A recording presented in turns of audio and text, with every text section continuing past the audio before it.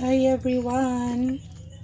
Ito nagluluto ako. Gumagawa ako ng guava jam.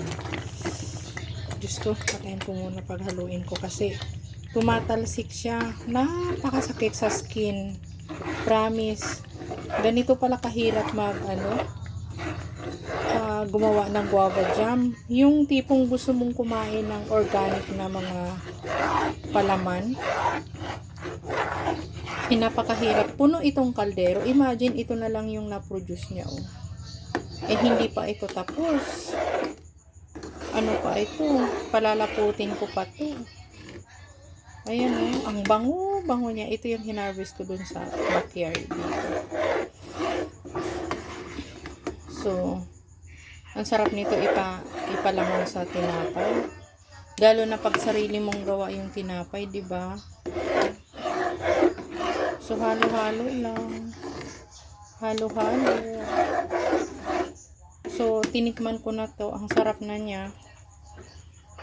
Pero gusto ko pa siyang palaputin. As in, malapo talaga. Tikman natin ulit. Ganit. Ang bango. Ang bango-bango.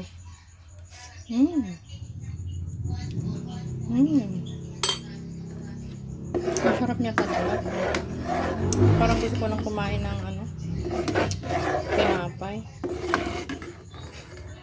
Sarap. Buksan natin ulit para mabilis. Para matapos na siya kasi parang antok na ako eh. Hindi mo siya pwedeng iwanan.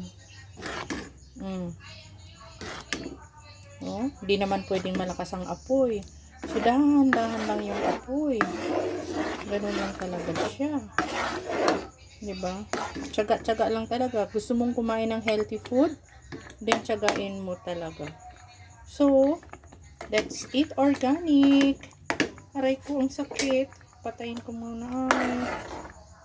Bye for now.